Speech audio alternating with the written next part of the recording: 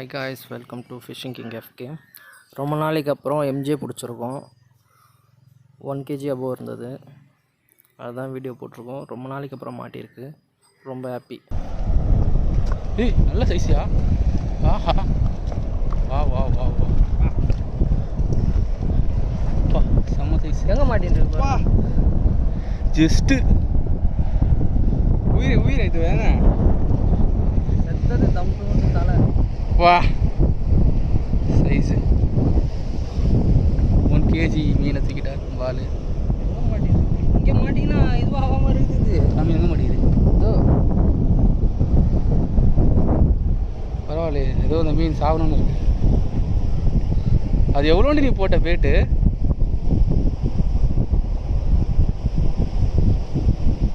அவருக்கு கொடுவாச்சு இது மாட்டுச்சு, அதுமா மட்டியும்